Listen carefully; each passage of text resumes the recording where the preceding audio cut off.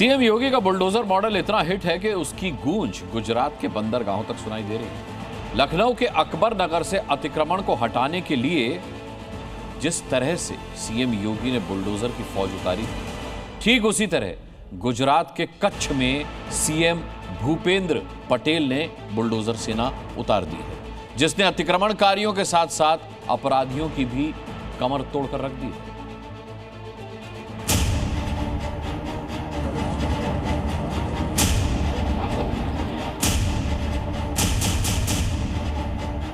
सूरज की किरणें फूटने से पहले ही कब्जा गैंग के मोहल्ले में पीली धूल का तूफान उठ खड़ा हुआ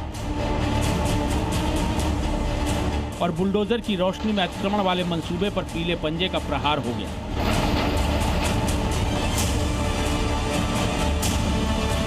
बुलडोजर की यह फौज आपके जहन में एक साल पुरानी लखनऊ की तस्वीरों को ताजा कर देगी। करीब 1800 अवैध घरों और दुकानों को तोड़ने के लिए सीएम योगी ने इसी तरह की बुलडोजर सेना को अकबर नगर में उतार दिया था।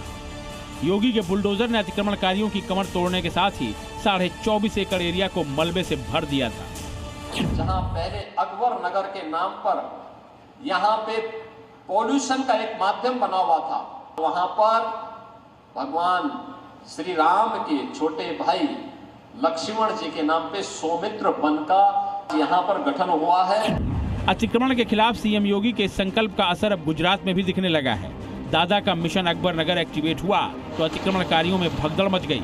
तस्वीरें कच्छ के मीठा बंदरगाह इलाके की हैं, जहां 250 करोड़ की सरकारी जमीन को कब्जा मुक्त कराने के लिए बुलडोजरों की लाइन लगा दी गई। 1, 2, 3, 4 जहां देखेंगे वहां बुलडोजर ही बुलडोजर नजर आएंगे। कांडला की 2.5 किलोमीटर लंबी अवैध बस्ती में बुलडोजर की दहाड़ ने अतिक्रमणकारियों के साथ साथ माफियाओं में भी खौफ भर दिया। पहले तो बुलडोजर ने दिन होने का इंतजार भी नहीं किया और अवैध मकान को बीचों बीच चीर डाला।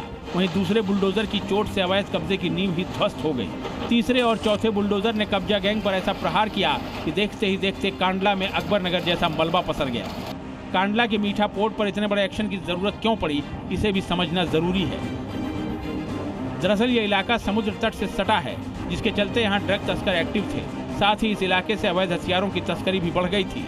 इतना ही नहीं, यहाँ रहने वाले अतिक्रमणकारी पेट्रोलियम लाइनों को पंक्चर करके तेल चोरी और तस्करी का व्यापार फल फूल रहा था। में एक मेगा ऑपरेशन ड्राइव चालू है, જેમાં આ વિસ્તારના જે બી ગેરકાયદેસર દબાણો છે તે તોડવાની કામગીરી ચાલુમાં છે।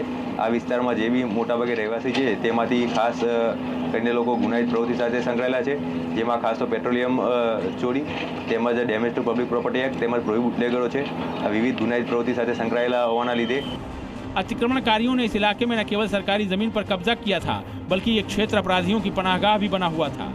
इसके अलावा बांग्लादेशी घुसपैठियों के छिपने और भागने के लिए मीठा पोर्ट मुफीद जगह बनती जा रही थी।